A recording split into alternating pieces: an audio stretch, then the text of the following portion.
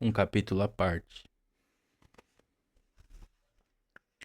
Ele nasceu Sócrates Brasileiro Sampaio de Souza Vieira de Oliveira em 19 de fevereiro de 1954 e virou Sócrates corintiano em 1978.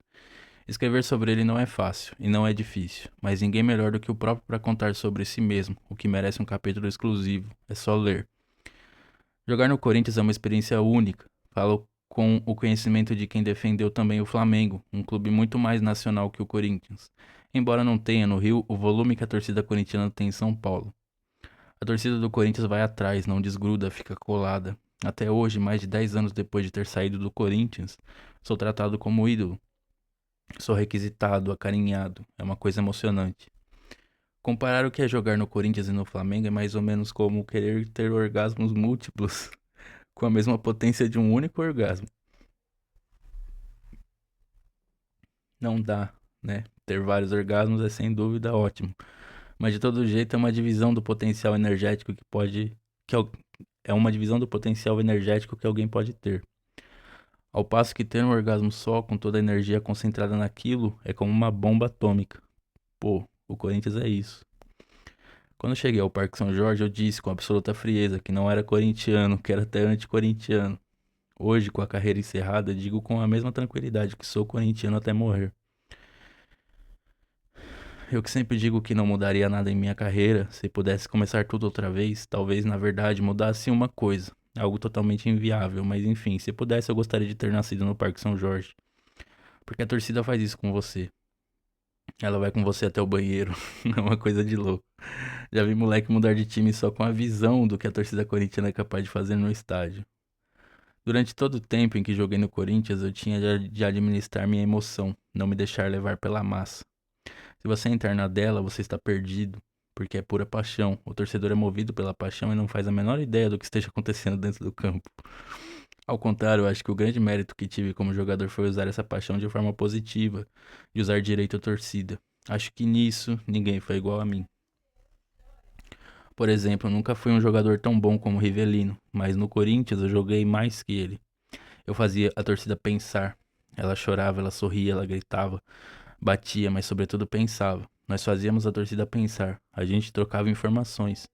Porque a grande força do Corinthians é a emoção que a torcida passa para o time, algo numa dimensão que nenhuma outra passa. Então eu buscava canalizar isso de maneira positiva, porque essa força mal usada pode ser fatal. Pode notar, quando o time está jogando mal, a torcida fica quietinha. Quer dizer que não é exatamente a torcida que empurra o time, é o time que levanta a torcida. Nisso ele tem razão. Depois que levanta, no entanto, nem. Perdão, depois que levanta, no entanto, tem que saber administrá-la. Eu tinha absoluta consciência de como fazer o time levantar a torcida e, ao mesmo tempo, como controlar a torcida em relação ao time. Eu acho que é uma relação simbiótica ali, né? A torcida levanta o time levanta a torcida, e quando os dois estão alinhados, quando os dois estão sintonizados, mano, é histórico, ninguém para nós. Então, minha vida no Corinthians foi pautada pela racionalidade. Eu sou um cara emocional em tudo que faço e não podia permitir que essa característica interferisse no meu trabalho como atleta. Razão pela qual acho que só sou referência até hoje para a torcida por causa da minha frieza. A torcida sabia que ao mesmo tempo que eu não deixava de dormir pela excitação de um gol que eu marcasse, passava a noite em claro quando errava um passe importante. Na verdade, só me entreguei inteiro nos braços da torcida por ocasião da campanha pelas eleições diretas. Não era o mesmo espaço que eu tinha, o público era outro. Eu estava me relacionando com um grupo que acreditava numa ideia que achava mais importante aquilo que eu era do que aquilo que eu fazia. Porque é claro que eu era uma pessoa igual às outras, apesar de ser também um personagem virtual. Daí eu afirmar que se me deixasse levar pela emoção, em campo eu viveria apenas o personagem, como todo mundo faz. Só um adendo, pessoal, esse livro é de 96, então ele não está falando de internet aqui, tá? Quando ele fala que ele era um personagem virtual, ele não tá falando de nada do que a gente conhece hoje. Outra coisa que distingue o povo corintiano do rubro-negro é a politização. Eu sempre digo que o ídolo não é eleito, ele tem mandato. E tanto no caso do Corinthians como no do Flamengo, o mandato é de muita gente. A diferença é que o corintiano responde muito mais ao discurso político. Porque o carioca, que eu curto muito, é aquele cara que você conhece, mas não encontra. O Rio é o Brasil e do Rio, só essa diagramação que quebra um pouco a narrativa, né? Mas vamos lá. Cegonha ou gazela, um animal democrático. Dr. Sócrates com a tornozeleira amarela da campanha direta já, sob chuva ou sol, de direita, de cabeça ou de calcanhar, matava de medo palmeirenses e são paulinos.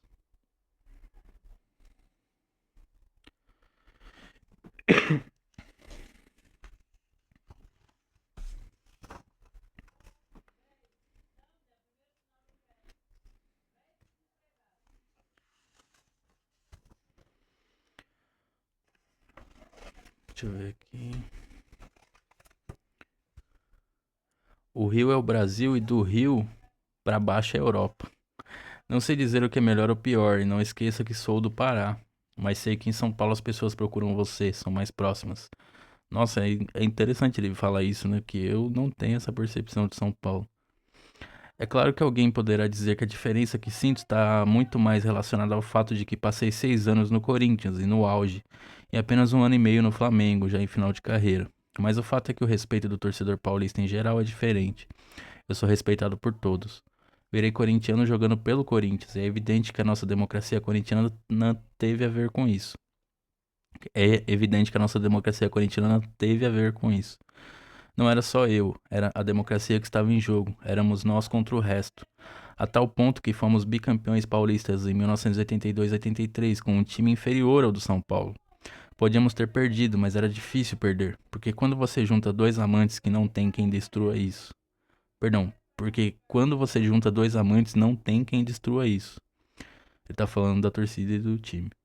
Ainda mais amantes no auge da paixão. Aquele negócio que a gente tinha era paixão pura. E criamos uma comunidade ali. Não havia concorrentes, como em qualquer time onde há os que jogam e os que não jogam. Nunca ninguém viveu isso. Cada um a seu modo, todos sentem saudades daquela verdadeira irmandade que se criou. Ali nós juntamos tudo. A fome com a vontade de comer, a necessidade com a sensibilidade e a ideologia. E tudo era votado. Perdi e ganhei 1000 vezes. E até para trazer o leão a gente votou. A maioria concordava que ele era um cara difícil, mas prevaleceu que ele era um senhor goleiro. Bom, eu acho que foi uma baita decisão errada. Que puta rachador de elenco, né? Foi a única pessoa que me ouviu dizer, cara a cara, você é um filho da puta, tá querendo me sacanear. Ficou com ar de vítima, mas depois jogou pra cacete. Sem ele não teríamos ganho o bicampeonato.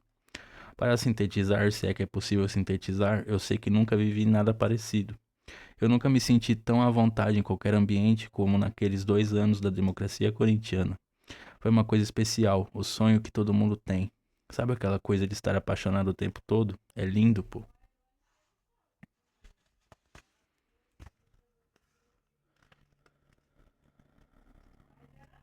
E aqui o técnico Oswaldo Brandão e o time campeão em 77. Ah, é, pessoal, não levem, não levem esse tipo de coisa a mal, tá? Comenta aí se vocês acham que esse negócio de não usar verde e tal, o que que vocês acham disso, porque eu não vou opinar porque eu quero ouvir o que vocês acham, mas assim, nesse livro vai ter algumas presenças de verde aqui. Então, quem não gosta já fique ciente. Eu penso que é assim, as duas vertentes estão certas. A que fala para não usar verde em hipótese nenhuma é compreensível, e a que fala que não usar verde em hipótese alguma dá uma valorizada que o rival não merece. Eu também às vezes considero isso, mas assim, eu procuro evitar. Mas como é uma cor existente das entre as 7 únicas possíveis, sem contar as variações, né? As 7 cores principais, eu que nem eu já vi gente reclamando que o microfone entra na cor verde ó, de vez em quando. Cara, são coisas que não dá pra controlar, entendeu? Mas enfim, comenta aí o que vocês acham da cor verde. Curtiu, fiel? Se inscreve, ativa o sininho, comenta, compartilha quem você acha que vai gostar do assunto. Eu sempre trago aqui livros sobre a história do nosso amado Coringão. E se você quiser e puder fazer uma contribuição pro canal continuar se mantendo ativo, o Pix tá aí na descrição. Valeu, muito obrigado por quem acompanhou até aqui. É nóis e vai Corinthians.